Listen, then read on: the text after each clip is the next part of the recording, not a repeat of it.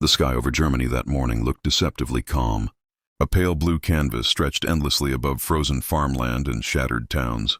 At 22,000 feet, the cold was not just biting, it was lethal. Inside the aluminum skin of the B-17 flying fortress, frost clung to metal surfaces. Breath turned instantly to mist, and every vibration of the engines felt like a reminder that gravity was waiting patiently below. This was not a training flight. This was not a routine mission. This was a deep penetration, bombing run straight into one of the most heavily defended airspaces on Earth, and none of the men aboard had any idea that within minutes, their aircraft would be torn open so violently that the front of the plane would simply vanish. The bomber droned forward in formation, one steel giant among dozens, each carrying bombs heavy enough to erase city blocks. The crew had done this before. They knew the sounds, the steady roar of 4 Wright Cyclone engines, the occasional rattle of turbulence, the distant thump of flak bursts echoing through thin air. But experience did not dull fear. It only taught them how to hide it. In the nose of the aircraft, the bombardier lay prone behind the famous glass panels, staring down through the Norden bomb site, while just behind him the navigator traced lines across charts with gloved fingers that were already numb, despite electric heating suits.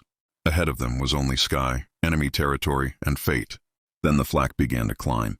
Black bursts blossomed around the formation like poisonous flowers, each one a shell timed to explode at bomber altitude. The sky filled with violent thumps that could be felt in the chest more than heard by the ears. Shrapnel screamed past the fuselage with the sound of ripping canvas and tearing metal. The B-17 shuddered as fragments struck wings, tail, and belly. Somewhere in the distance, another bomber took a direct hit, rolling slowly out of formation, trailing smoke, its fate obvious to everyone who saw it. No one spoke.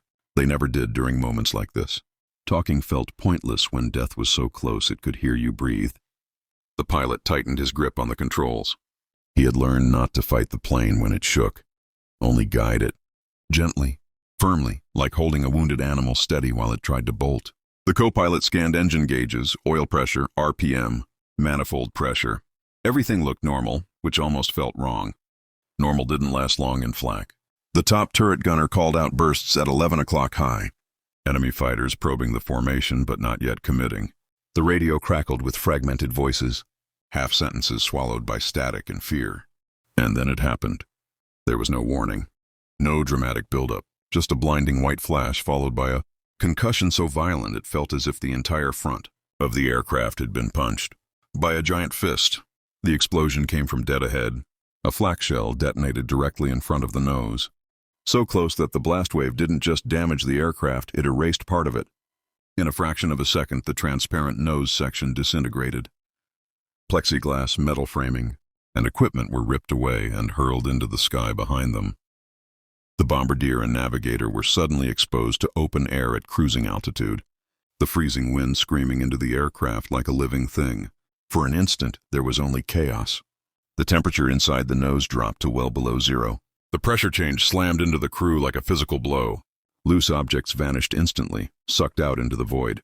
Maps, tools, scraps of paper, gone. Oxygen lines snapped taut. Electrical cables whipped wildly like severed nerves. The roar of the wind drowned out every sound, turning the interior of the bomber into a howling tunnel of ice and violence. It felt less like flying and more like falling at 200 miles per hour. The bombardier was gone. One moment he had been there, fingers steady on the bomb site, and the next there was only empty space where he had been. The navigator, thrown backward by the blast, smashed into the bulkhead behind him, his shoulder taking the impact that likely saved his life. Blood sprayed instantly, freezing in the air before it could fall. The nose of the flying fortress was no longer a nose at all, it was an open wound, raw and screaming, with the sky pouring straight into the aircraft. The pilot fought the controls as the B-17 lurched violently to the right, nose-dipping formation slipping away. For a terrifying second, it felt like the bomber might break apart entirely. The co-pilot shouted something, but no one could hear him. The intercom was dead, torn apart by the blast.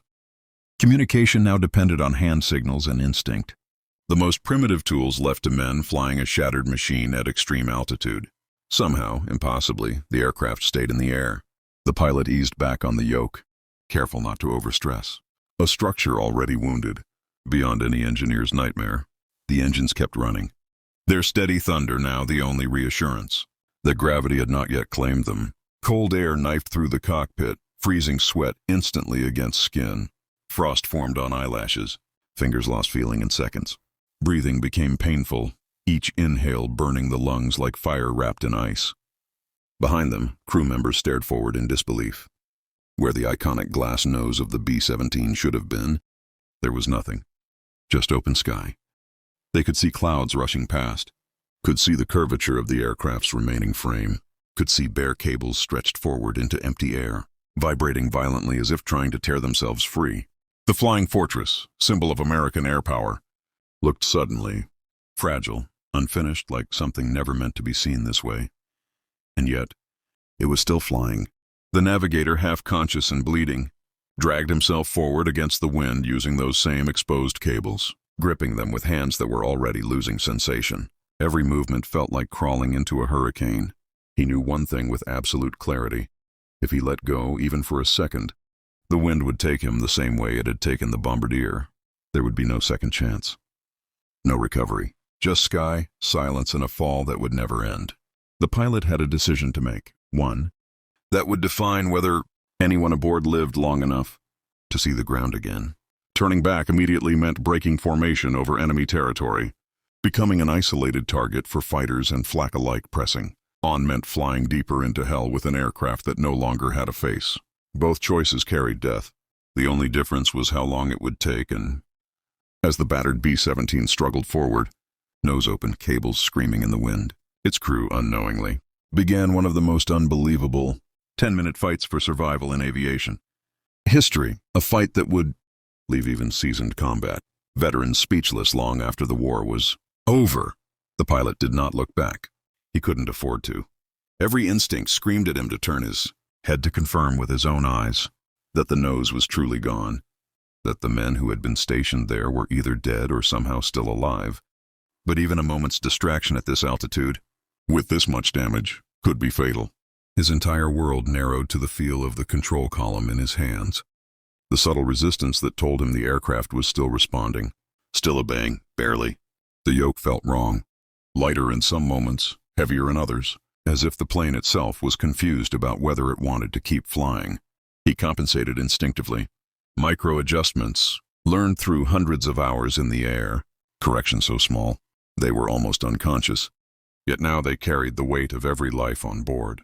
Cold continued to pour into the cockpit like a living force, violent and unrelenting. The wind did not simply rush. It screamed, tearing at clothing, ripping at exposed skin, clawing its way into every gap and seam. The pilot's oxygen masks were the only thing keeping them functional. But even those lines trembled ominously, stretched tight toward the open void where the nose had been. Frost spread across instrument panels, creeping like a slow infection. Dials began to glaze over, needles shaking as turbulence shook the wounded aircraft. The co-pilot wiped at his gauges with a gloved hand, but the ice returned almost. Instantly, his movements clumsy as feeling drained from his fingers. Behind them, the navigator fought the wind inch by inch. Each movement forward felt like pushing against a solid wall. The force of the slipstream pressed against his chest so hard it made breathing difficult even with oxygen flowing. He wrapped his arm through a bundle of exposed cables, hooking himself in place like a climber anchoring to a cliff face, then reached forward again.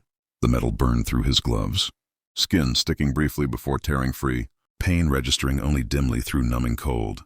Blood leaked from the gash in his shoulder, freezing into dark crystals that clung to his jacket and the floor beneath him. The crew could not speak to one another. The intercom was gone, torn out with the nose, wires dangling uselessly in the open air. Communication became a frantic language of gestures and eye contact. The flight engineer crawled forward, stopping short of the gaping hole where the nose used to be, his eyes wide as he took in the sight, open sky where solid aircraft should have been, clouds streaking past just feet away. He held up fingers, shouting silently, trying to ask how many were alive, how bad it was. The navigator could only shake his head and point forward, then back, signaling that the plane was still controllable, that for the moment they were not yet finished. Outside, the formation was pulling away. With every second, the B-17 lost its place among the other bombers. The slight loss of speed from drag, the instability from the missing nose, all of it added up. The Flying Fortress slipped backward and downward, no longer shielded by overlapping fields of defensive fire. Enemy fighters noticed immediately. Dark specks peeled away from the distance, growing larger with terrifying speed. The top turret gunner saw them first, tapping the pilot's shoulder and pointing upward, his mouth forming a word no one could hear but everyone understood. The gunners opened fire. 50 caliber machine guns thundered, vibrations traveling through the airframe, shell casings clattering and spinning across the floor. Tracers stitched the sky, bright lines cutting through pale blue. But the B-17's defensive pattern was broken. The nose guns, normally critical in head-on attacks, were gone entirely, leaving a blind exposed front. The fighters knew it. They came in aggressively, confident, diving straight toward the open wound at the front of the bomber, their cannons flashing, lost to the sky forever. Navigation would be guesswork now, a combination of memory, instinct, and whatever landmarks could be seen through the side windows. He locked eyes with the pilot and tapped his own temple, signaling that he could still guide them, that the plane was not flying blind just yet. Outside, flak began to bloom again. The black bursts appeared ahead and slightly below, artillery crews adjusting their aim as the lone bomber descended. Each explosion rocked the air, jolting the aircraft unpredictably. Shrapnel rattled against the fuselage like thrown gravel, some pieces punching through, others glancing off with shrill shrieks. One burst went off close enough that the entire aircraft lurched sideways, throwing crew members against walls and gun mounts. The pilot countered instinctively, easing the wings level again, heart pounding so hard he could feel it in his throat. The B-17 was no longer just damaged, it was degrading. Oil pressure flickered on one engine, the needle dipping before recovering. The co-pilot watched it like a hawk, hand hovering near the mixture controls, ready to feather the prop if it failed. Another gauge iced over completely, unreadable beneath a layer of frost. They were flying partly by feel now, by sound, by subtle vibration, trusting experience more than instruments that might lie. Every decision was a calculated risk layered on top of another calculated risk. Time stretched strangely. Seconds felt endless, yet minutes slipped away unnoticed. The pilot glanced at his watch without fully realizing why, then forced himself to look forward again. They had been flying like this longer than seemed possible. Longer than logic said an aircraft missing its entire nose should remain controllable. The realization brought no comfort, only the knowledge that their luck, however extraordinary, could not last forever. A fighter made a head-on pass. It came straight at them, bold and deadly, exploiting the very gap the flak had torn open. With no nose guns to stop it, the aircraft was terrifyingly exposed. The pilot yanked the yoke slightly, rolling just enough to spoil the attacker's aim. Cannon shells ripped through the open front, streaking past the cockpit, so close they blurred into lines of light. One round smashed into a frame member, exploding in sparks and twisted metal. Another tore through a bundle of cables, snapping some cleanly, sending fragments whipping backward like lashes. The aircraft shuddered, then steadied. For a heartbeat, no one moved. Members reached out, grabbing his harness, hauling him the rest of the way with desperate strength. He collapsed onto the floor, shaking uncontrollably, teeth chattering so violently it sounded like machinery. Someone pressed a hand to his shoulder, squeezing hard, eyes locking with his in silent understanding. You're alive. For now. But the danger was far from over. The B-17 was alone now, separated from its formation, descending slowly through hostile sky with fighters circling like predators that sensed weakness. Fuel lines, control cables, and electrical systems lay exposed to the open air, vibrating and wearing with every second. One more burst of flak, one more accurate pass from a fighter, one critical cable snapping, and the flying fortress would become nothing more than falling debris. Still, the engines kept turning. Still, the pilot held the yoke steady. And still, against every law of reason and probability, the noseless B-17 continued to fly forward, dragging its crew through the sky by bare cables and sheer will, as the 10 most impossible minutes of their lives ticked slowly, mercilessly onward. The descent bought them seconds, nothing more.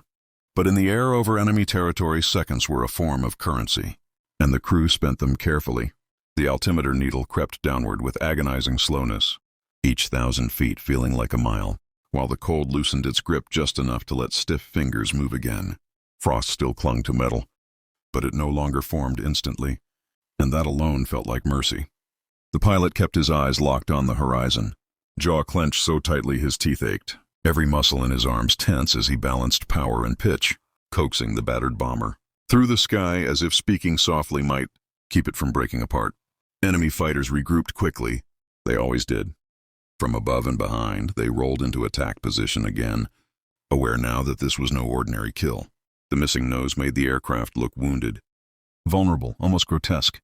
And that vulnerability drew them in. The top turret gunner tracked one fighter as it peeled off and came straight down the bomber's spine, its wings flashing briefly in the sun before cannon fire erupted. The gunner fired in short, disciplined bursts, tracers reaching out, walking toward the target. The fighter veered away at the last second, passing close enough that its engine noise could be felt through the airframe, like a punch to the ribs. The waist gunners added their fire, crossing streams of tracer rounds through empty sky.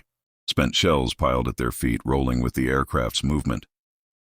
They shouted warnings no one could hear, pointed frantically, slammed fists against bulkheads to get attention. Communication had become physical. Touch, gesture, shared glances filled with fear and determination. The B-17 shook under return fire, sharp metallic impacts ringing through the fuselage, each one a question mark. Was that fatal or just another scar? Inside, the flight engineer crawled forward again, eyes scanning exposed systems with a mixture of disbelief and grim focus. Cables that should have been safely hidden now danced in the open air, vibrating violently, insulation fraying where the blast had stripped it bare. He grabbed what he could, tying down loose lines with straps and bits of cord, improvising repairs in a place no human was ever meant to work. The wind tried to rip everything from his hands. More than once he had to stop, brace himself and simply hold on as the aircraft jolted violently, his body pressed sideways by forces that wanted to tear him free. The navigator, still shaking, forced himself upright. Shock tried to pull him back into darkness, but he fought it, blinking hard, focusing on the simplest tasks, breathing, staying conscious, staying useful. He pointed to his charts, now scattered and incomplete, many, lost to the sky forever. Navigation would be guesswork now, a combination of memory, instinct, and whatever landmarks could be seen through the side windows. He locked eyes with the pilot and tapped his own temple, signaling that he could still guide them, that the plane was not flying blind just yet. Outside, flak began to bloom again. The black bursts appeared ahead and slightly below, artillery crews adjusting their aim as the lone bomber descended. Each explosion rocked the air, jolting the aircraft unpredictably. Shrapnel rattled against the fuselage like thrown gravel, some pieces punching through, others glancing off with shrill shrieks. One burst went off close enough that the entire aircraft lurched sideways, throwing crew members against walls and gun mounts.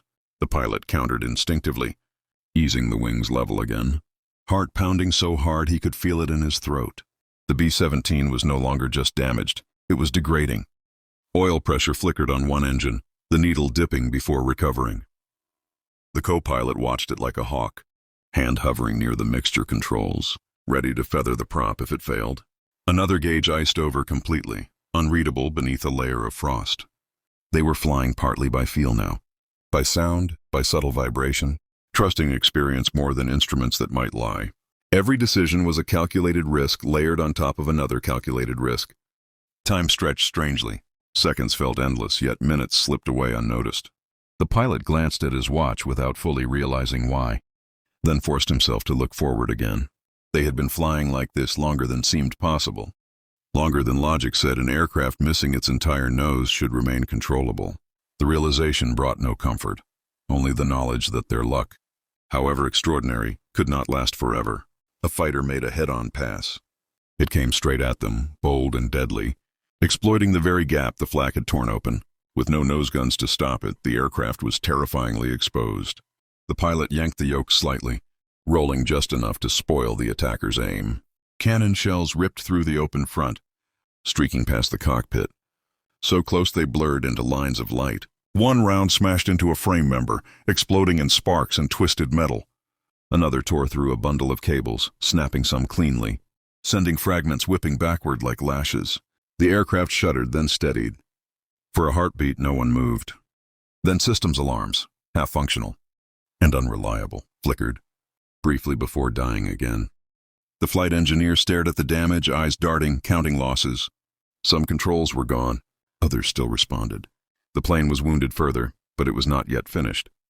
He gave a thumbs up, grim and uncertain, to the pilot. Not good news, just survivable news. The pilot nodded once. He adjusted course slightly.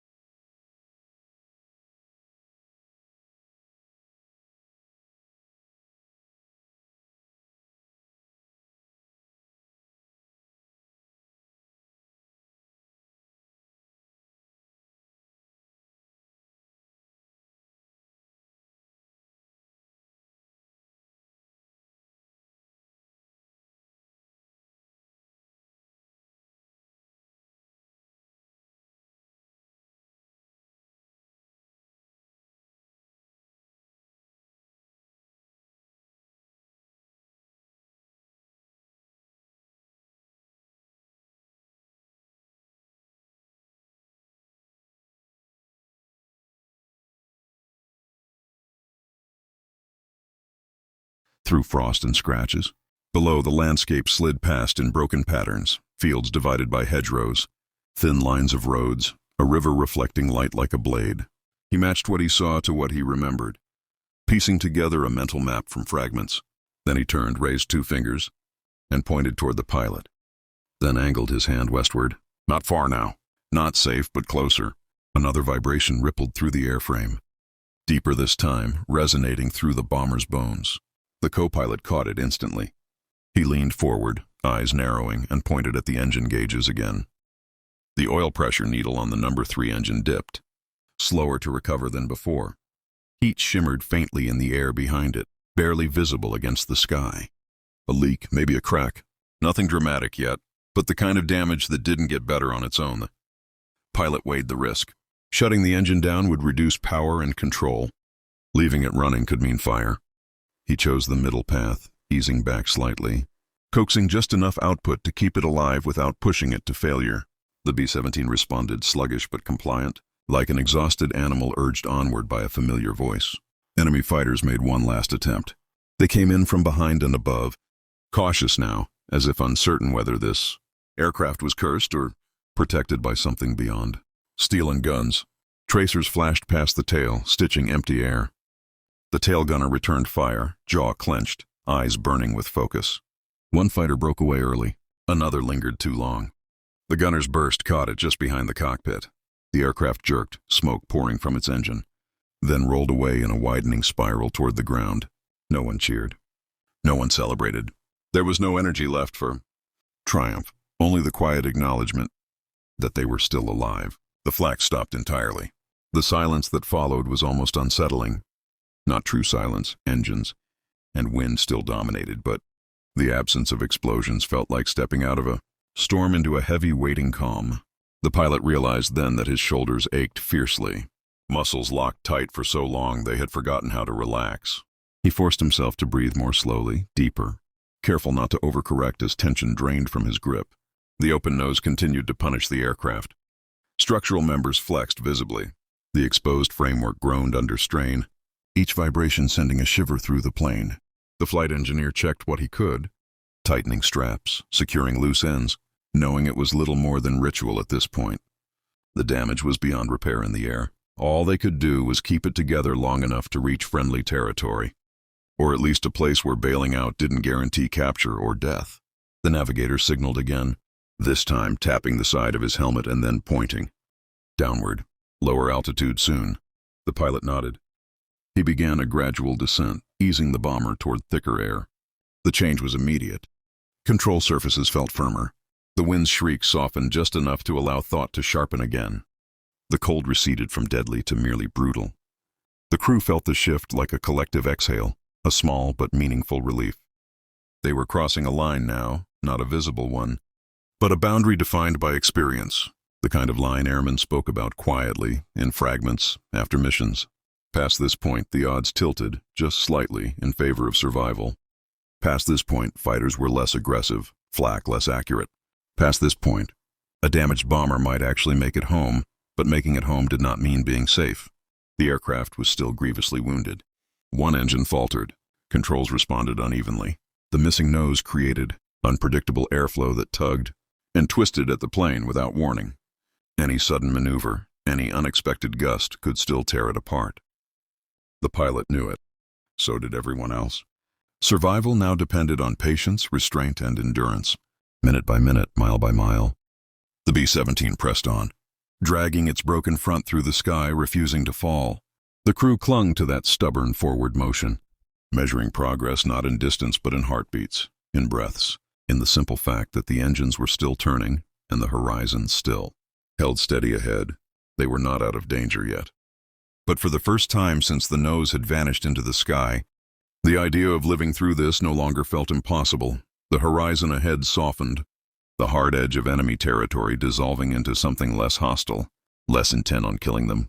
The pilot recognized the change not by sight alone, but by feel. The air was steadier here, less crowded with invisible threats, less charged with violence.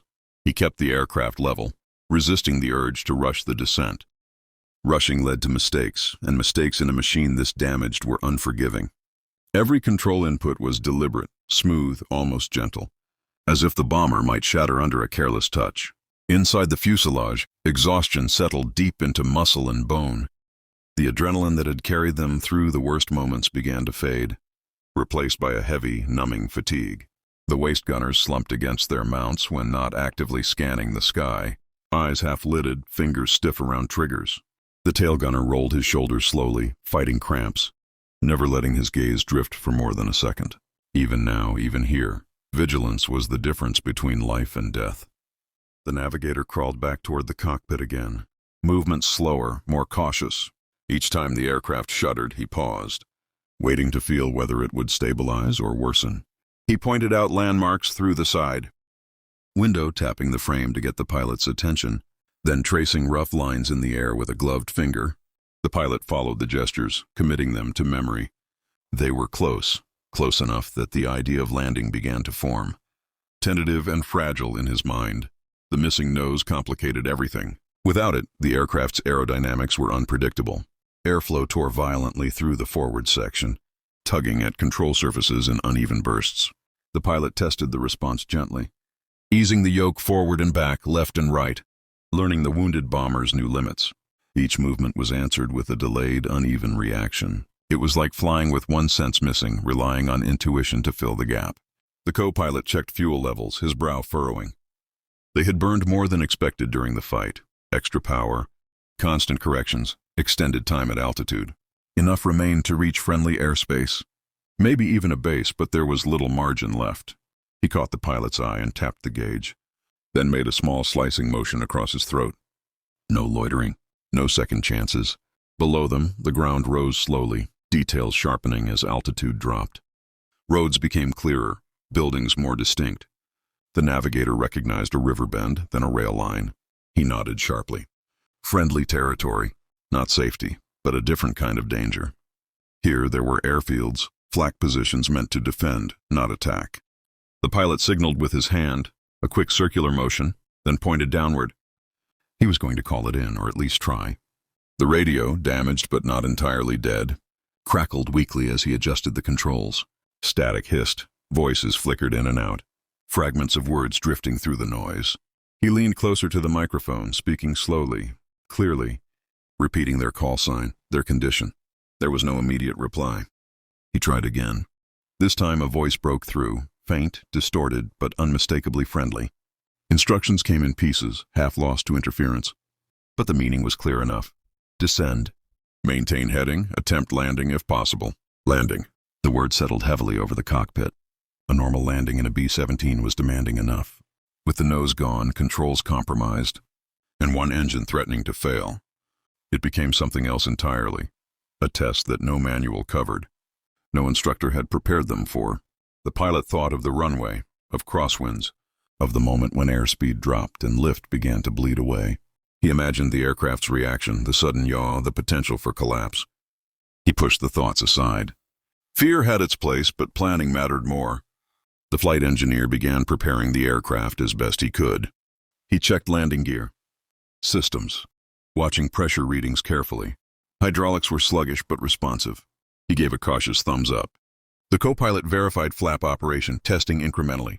The flaps moved, slowly, unevenly, but they moved. Another small mercy. As they descended further, the cold retreated enough that hands regained some feeling. Pain followed sensation, sharp and insistent, but no one complained. Pain meant they were still alive. The navigator leaned back against the bulkhead, eyes closing briefly before snapping open again. He forced himself to stay awake. He had seen what happened when wounded men relaxed too soon. Airfield came into view at last, a long, pale strip carved into the landscape. The pilot studied it, measuring distance, angle, wind. He lined up carefully, knowing there would be no go-around. If something went wrong on final approach, there would be no power, no control authority left to recover. This would be one attempt and one only. The engines droned steadily as the bomber settled into its approach, noseless and scarred, descending toward the ground with a kind of stubborn dignity. The crew braced themselves instinctively, each man locked into his role. Eyes sharp despite exhaustion. They had survived the sky. Now they had to survive the ground. The runway grew larger with unsettling speed, the pale strip cutting through, the earth like a promise that might still betray them. The pilot adjusted power in tiny increments, listening to the engines rather than watching them, trusting the sound and vibration more than instruments that had lied once already. The missing nose distorted, airflow so badly that the aircraft refused to settle cleanly, floating longer than expected, then dipping suddenly as if gravity remembered it existed and pulled. Harder out of spite, he corrected gently, refusing to chase the movement, letting the bomber find its own uneasy balance just above the ground. Crosswinds tugged at the exposed front, invisible hands twisting the aircraft just enough to be dangerous. The pilot countered with rudder, careful not to overdo it. Too much correction could snap what little structural harmony remained. The co-pilot called out airspeed with his finger pressed against the dial, tapping when it dipped too low, holding steady when it hovered in the narrow margin between flight and stall. Sweat ran beneath their helmets despite the cold, soaking collars, freezing again as air rushed through the shattered front. The landing gear came down with a jolt that echoed through the fuselage. The aircraft shuddered, momentarily unstable, as if questioning whether the added drag was too much to bear. The pilot held it steady, easing power forward just a fraction to compensate. The runway lights slid beneath them now, each one a heartbeat, a countdown measured in flickering white dots. The navigator craned to see past the cockpit, gauging alignment by instinct alone, since the missing nose made visual reference unreliable. He raised a hand, tilted it slightly, guiding the pilot left, then right. A silent conductor orchestrating the final moments of flight. The eye. Bomber touched down harder than intended. The main wheels struck first, not with a gentle kiss, but with a bone-jarring impact that sent a violent tremor through the airframe. Metal screamed. The pilot held the nose, or what remained of it, up as long as he could, bleeding off speed, fighting the aircraft's urge to veer. One engine coughed, faltered, then caught again. The tail threatened to swing. He corrected, teeth clenched, arms straining as if wrestling the ground itself. Then the forward section slammed down. Without a proper nose, there was no graceful transition. The exposed framework scraped violently, sparks exploding outward as metal met concrete. The sound was unbearable, a grinding shriek that vibrated through bone and skull. The aircraft lurched, threatening to yaw off the runway. But the pilot held it straight with everything he had left. Brakes came on slowly, deliberately. Too much pressure would tear the gear free. Smoke rose from the wheels. The runway rushed past, endless and unforgiving. Finally, mercifully, they slowed. The bomber rolled to a stop in a cloud of steam, smoke, and dust. Engines winding down unevenly until silence began to seep in around the edges of the noise. For a long moment, no one moved. The sudden absence of constant danger felt unreal, like stepping into a vacuum. Ears rang, hands trembled. Breathing sounded too loud. Then someone laughed. It was a short, broken sound, half sob, half disbelief. Another crewman joined in, then another, the tension cracking all at once. The pilot slumped forward slightly, resting his forehead against the cold metal of the instrument panel, eyes closed. He did not pray. He did not speak. He simply breathed, letting the fact of solid ground sink in. Ground crews approached cautiously, stopping short when they saw the damage. Faces went pale. One man removed his cap slowly, staring at the open front of the aircraft, at the bare cables hanging forward like exposed veins, at the absence where a nose and a man should have been. Medics climbed aboard, their movements urgent but controlled, hands already working, assessing injuries, guiding the wounded down one by one. The navigator was helped out last. As his boots touched the ground, his knees nearly buckled. A medic caught him, steadying him, and for the first time since the flak had exploded, he allowed himself to look back. The sight stole what little breath he had left. The flying fortress stood there ruined and defiant, its front torn away, frame twisted and scorched, yet unmistakably whole. A machine that should not have been able to fly, much less land, had done both. Word spread quickly. Men gathered, pointing, shaking their heads, voices low with awe. Veterans who had seen everything stared in silence. New crewmen listened wide-eyed as the story began to form. Fragments stitched together by those who had lived it. 10 minutes, bare cables, no nose.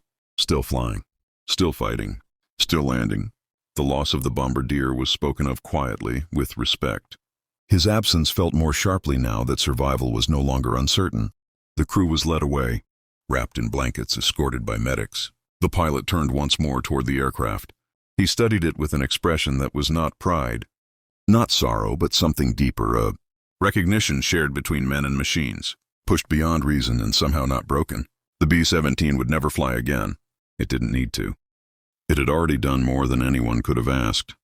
And long after the runway was cleared, long after the wreckage was towed away, the story would remain, passed from crew to crew, base to base, a reminder that sometimes survival is not about perfection or power, but about refusing to let go. Even when the sky itself is trying to tear you apart. They never taught this in training manuals. They never planned for a bomber to keep flying without a nose. And yet, when the sky tore their aircraft open and stole one of their own, these men refused to let go. For 10 impossible minutes, they didn't just fight gravity or enemy fire. They fought the idea that survival had limits. Bare cables replaced instruments. Freezing wind replaced safety. And sheer human will replaced everything else. The B-17 landed that day not as a machine, but as proof. Proof that courage isn't loud. It doesn't explode. It simply holds on, when letting go would be easier.